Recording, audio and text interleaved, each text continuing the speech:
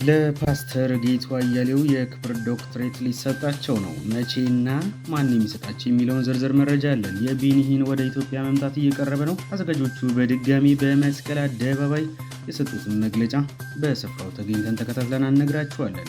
ኒካራጓ መጽሐፍ ቅዱስ ወደ ምድር እንዳይደርስ ስትል አስጠነቀቀች። የማስጠንቀቂያ በቀጥታ የሚመለከተው ማንን ነው? ዝርዝር መረጃ ይዘንላችኋል። እጅግ ጠቃሚና ወቅታዊ የሆኑ አዳዲስ መረጃዎቹን የምታገኙበት ጊዜው አሁን ነው። ክርስቲያን ዜና ቻናላችንን ሰብስክራይብ በማድረግ ቤተሰብ እንድትሆኑ እየጋበዝናችሁ ለዛሬ ወደ መረጥንላችሁ መረጃ እናልፋለን።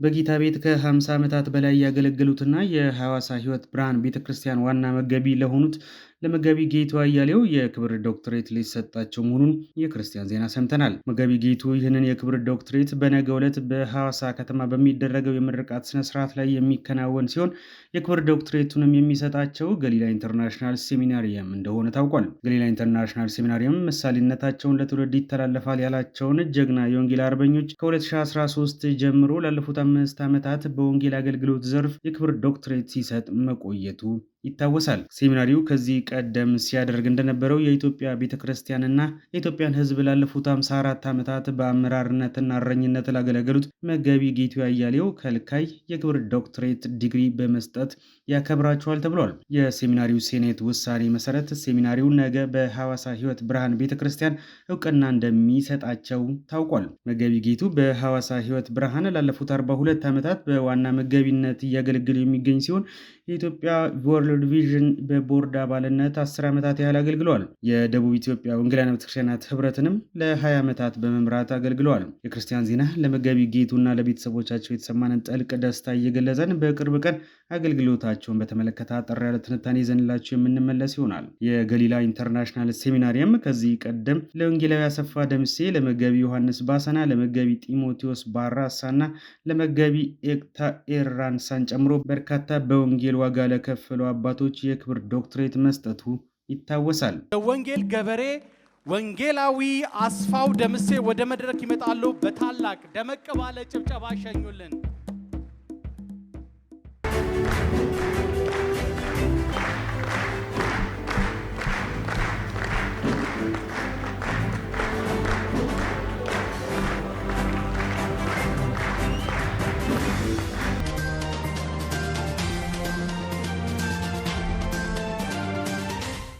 ሌላው በዚህ ሰዓት የምንነግራችሁ መረጃ ዓለም አቀፍ አገልጋይ የሆኑት ቤኒሂን ወደ ኢትዮጵያ መምጣታቸውን አስመልክቶ አዘጋጆቹ ለሁለተኛ ጊዜ ጋዜጣዊ መግለጫ በመስቀል አደባባይ ሰጥተዋል። ከ5 ወራት በኋላ ምስራቅ አፍሪካ እንደሚረግጡ የተነገረን ቤኒን ወደ ኢትዮጵያ መምጣታቸው ዜና ከሆነ ሰነባብቷል። ከዚህ ቀደም አዘጋጆቹ ለሚዲያ ጋዜጣዊ መግለጫ የሰጡ ሲሆን በድጋሚ በትላንትናው ዕለት በመስቀል አደባባይ ጋዜጣዊ መግለጫ ሰጥተዋል። መሪዎቹ ከአገልግሎቱ ሰፊነት አንጻር በተለያየ ዘርፍ በማገዝ ለማገልገል የሚፈልጉ አገልጋዮች በጋራ ተገኝተው ለማገልገል እንዲቻሉ አስቀድሞ እንዲያሳውቁ የፕሮግራሙ አስተባባሪ ከሆኑት መካከል አንዱ የሆኑት ፓስተር ዶክተር ግርማ ቤካ ጥሪ አቅርበዋል። እዚህ የቆምኩበት ዋነኛው ምክንያት አንደኛ ይሄ አገልግሎት የተሳካ እንዲሆንና ፍሬያማ እንዲሆን እግዚአብሔር ለዚህ ምድር የሰጠው ይሄ ትልቅ ኦፖርቹኒቲ ወይም ይሄ ትልቅ እድል ወደ እውነት ተቀይሮ ለማየት የሁላችንም ናፍቆት ስለሆነ ለዚህ አገልግሎት ሰፋ ያሉ አገልጋዮች፣ ዘማሪዎች፣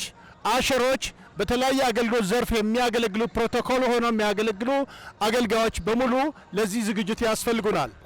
ስለዚህ በዚህ አገልግሎት ላይ ከዚህ በፊትም ስታገለግሉ የነበራችሁ አሁንም ለማገልገል የምትፈልጉ ለምን ይሄ ስታዲየም ማነው ይሄ አብዮት አደባባይ በጣም ሰፊ ስለሆነ ብዙ አገልጋዮች የሚያስፈልገው ቦታ ነው።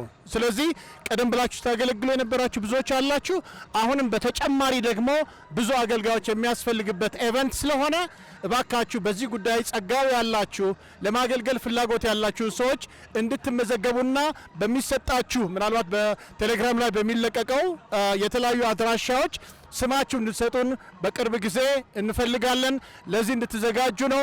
በዚህ ጊዜ እግዚአብሔር አስደናቂ ነገር ያደርጋል፣ መልካም ነገር ያደርጋል። ይሄ እንደምታውቁት ምናልባት በኔ ግምት is the first of its kind እንደዚህ አይነት ኤቨንት ምናልባት ለመጀመሪያ ሊሆን ይችላል በኢትዮጵያ ታሪክና በዚህ ጊዜ እግዚአብሔር መልካምነቱ ታላቅነቱ በምድራችን ላይ የሚገለጥበት የወንጌል ስርጭት ፕሮግራም ስለሚሆን ለወንጌል አገልግሎት የሚሆነውን ማንኛውም መስዋዕትነት በመክፈል ወደዚህ ስፍራ ላይ ብዙ እንግዶችን በመጋበዝ በተለይ አዳዲስ ሰዎችን ወደ አብዮት አደባባይ እንዲመጡ በመጋበዝ እንድትተባበሩን እየጠየቅን ሁላችሁም ለመጋቢት 19 ጀምሮ እስከ 20 ድረስ ለሚደረገው የተለያዩ ፕሮግራሞች በተለይ በ19 የፓስተርስ ኮንፈረንስ ነው 20 እና 21 ደግሞ በዚህ ቦታ ላይ የሚደረግ ትልቅ ነፃ የማውጣት አገልግሎት ብዙ ሰዎች የሚድኑበት የሚፈወሱበት ወደ ጌታ የሚመለሱበት ጊዜ እንደሚሆን እናምናለን።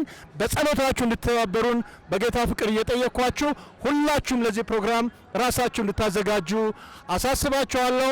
ከፕሮግራሙ ሰፊነት አንጻር ከ15000 በላይ አስተባባሪዎች እንደሚያስፈልጉት የገለጹት ደግሞ ሌላኛው የፕሮግራሙ አስተባባሪ የኢፔክስ ኢቨንት ዳይሬክተር ናቸው። ከዚህ ቀደም እንደተነገረው ከ15000 በላይ የሚሆኑ ቮለንተሮች ያስፈልጉናል።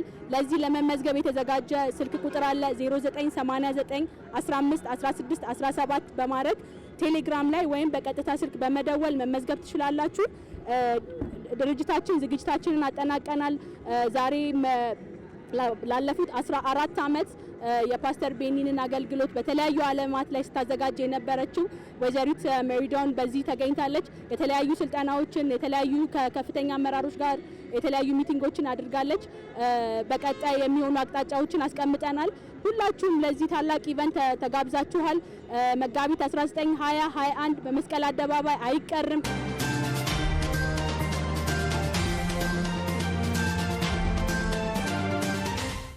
አሁን ደግሞ ወደ ባህር ማዶ እንሻገርና በመካከለኛው አሜሪካ የምትገኝ ኒካራጓ የተሰኘችውን ሀገር መጽሐፍ ቅዱስ ወደ ምድሬ እንዳይደርስ ስትል ማስጠንቀቋን የሚገልጸው መረጃ እንንገራችሁ። የካሪቢያን ደሴቷ ኒካራጓ ሀገሬን የሚጎበኝ ማንም ሰው መጽሐፍ ቅዱስ ይዞ እንዳይመጣ ስትል አስጠንቅቃለች። በክርስቲያኖች ላይ ዘመቻ የከፈተው የሀገሪቱ መንግስት መጽሐፍ ቅዱስ ከታተመው በተጨማሪ በኤሌክትሮኒክስ መልክም ቢሆን ፍጹም ከልክሏል። ክርስቲያናዊ የሆኑ ማናቸውም ህትመቶችም ቢሆኑ የተከለከሉ ናቸው። ሀገሪቱን ከኮስታሪካ በምትወሰንበት ኬላ ላይ መጽሐፍ ቅዱስ እንደ ድሮን ካሜራና ሌሎች መጽሐፍትና ጋዜጦች የተከለከሉ ናቸው ተብሎ ተለጥፏል። ክልከላውን ያለፉት 6 ወራት ተግባራዊ ሲደረግ ቆይቷል ነውም የተባለው። ከ2018 ጀምሮ ኒካራጓ የሲቪል ድርጅቶችን መዝጋት የጀመረችው ሲሆን ከ1300 በላይ አብያተ ክርስቲያናትና ሃይማኖታዊ ተቋማትንም ዘግታለች። ያልተዘጉ የሃይማኖት ተቋማትን ቢሆን ከፍተኛ ክትትል፣ እስርና የአደባባይ ፕሮግራሞችን ተከልክለዋል። የአደባባይ ፕሮግራም ማድረግ የሚፈልጉ አካላት ከመንግስት ጋር በመስማማት ማካሄድ እንዳለባቸው አዲስ ሕግ ወጥቷል። የአብያተ ክርስቲያናት መሪዎችም ቢሆኑ ለእስር ተዳርገዋል። በ2018 ለስደተኞች ድጋፍ ስታደርግ የነበረችው አንዲት የካቶሊክ ቤተክርስቲያን አገልግሎት እንድታቆም ግፊት እየተደረገባት ይገኛል። በ2018 የተባበሩት መንግስታት ድርጅት ተመድ የሰብአዊ መብት ካውንስል በይፋ ወጥታለች። የዳንኤል ኦርቴጋ መንግስት ዲሞክራሲያዊ ተቋማትን ሰብአዊ መብት ጥሰትና የሃይማኖት ጭቆናን ሲፈጽሙ ቆይቷል። ይህ ድርጊት መንግስቱን ከራሱ ህዝብ ጋር ጦርነት ላይ ያለ ነው እንዲባል አድርጎታል። በ2024 ብቻ ከ220 በላይ ሃይማኖት መብት ጥሰቶች መካሄዱን ሪፖርት የተደረገ ሲሆን ወደ 50 የሚጠጉ የቤተክርስቲያን አገልጋዮች በእምነታቸው ምክንያት ለእስር ተዳርገዋል። በፈረንሳይ በ18ኛው ክፍለ ዘመን የፈረንሳይ አብዮት ወቅት መጽሐፍ ቅዱስና ክርስትና ግልጽ ተከልክሎ የነበረ ቢሆንም አብዮትም ወደቀ፣ ክርስትናም ግን ቀጠለ። በአብዮት ወቅት ክርስትና 100 ዓመታትን እንኳን አይዘልቅም ያሉት እነ ቮልቴር ሞተው ይኖሩበት የነበረው ቤት ለመጽሐፍ ቅዱስ ህትመት አገልግሎት እየሰጠ መቀጠሉን ታሪክ ያስታውሳል።